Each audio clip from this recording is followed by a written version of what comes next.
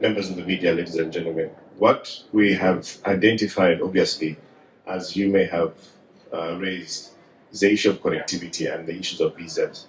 And we are indeed digitizing the way we do business. Commerce today needs to be digitized. You will not live in the cake world.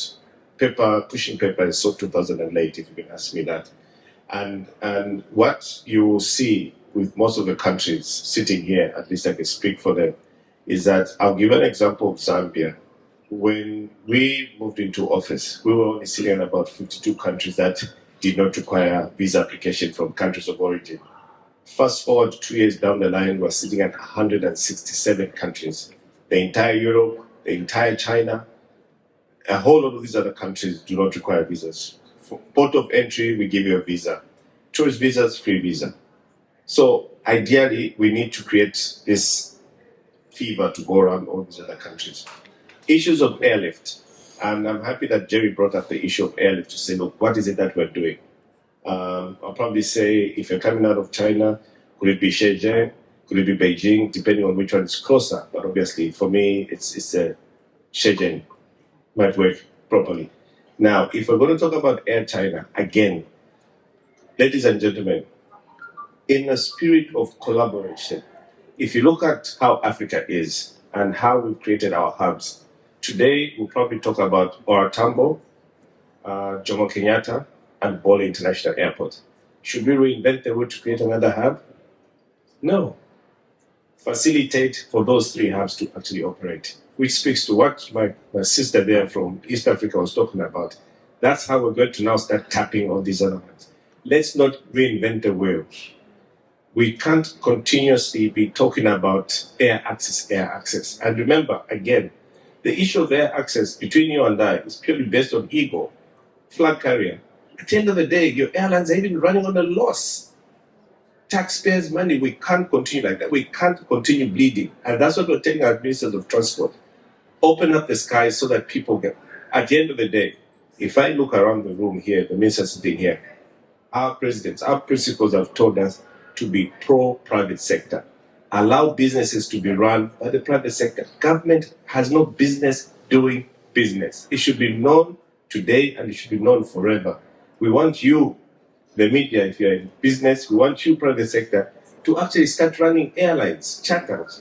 All that's what we want to do, other than having this egoistic person who wants to sit in a boardroom and say, oh no, we need to have a flag carrier, which is running on a loss. I can't run a business on a loss, definitely not. So I think our meeting in Luanda, Angola in July is going to unpack a lot of these other bigger issues that we're talking about. And I just want to indicate to you that us as Ministers of Tourism, we are engaging heavily. It's not only sitting at INDABA, but we also do site chats. We've actually put a few items, checklisted a few items that we need to deal with. And obviously we all know governments do not work on big things. We work on bite sizes. Just 2 issues, resolve. The next 2 issues, resolve. Don't give me a whole laundry list of 10 issues. I can guarantee you I'm not going to touch any one of them. 2 issues and I close them off. I heard about skills. Minister, thank you very much. Lifelong skills, demand-driven. That is exactly the direction that Africa needs to take. In Zambia today, for the very first time, we've embedded in the curriculum hospitality. When we were growing up, I'm not young, I'm not old either. When we were growing up, our parents used to tell us, I want you to be a lawyer, I want you to be a doctor, I want you to be an accountant. But today, if my daughter comes to me to say, Dad, I want to be a ballerina, I will definitely buy her the costume any day. Why? Because that's the passion that they're going for. So today, we have embedded that in our curricula to say, if you want to be a hotelier, this is what you need to do. We train you from early childhood learning all the way up. And that's the reason why we had our education summit, which we held in Zambia. Now, that, colleagues, is we can't be pushing numbers. My minister colleague here was talking about 8 million arrivals. Who's going to service the 8 million? I'm talking about 3 million. Who's going to service the 3 million? If the staff is not ready to accommodate and to give that tourist that lasting impression. Now, that is the direction that we're taking. We need to train the many boys and girls who are looking for opportunities. And remember, Africa is a very youthful continent. If I look around the room here, we talk about 60 to 70% of them being below 35. What jobs are you going to offer them if you're not going to give them opportunities within the hospitality sector? And for the moment, we are the ones who are running the sector.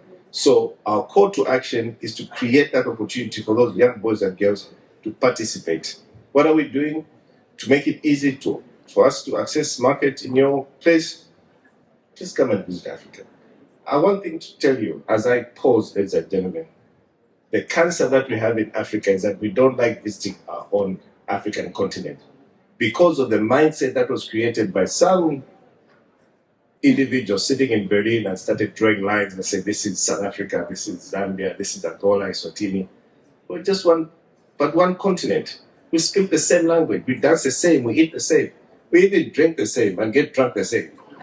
So why do we have it all difficult where we can't travel our own continent?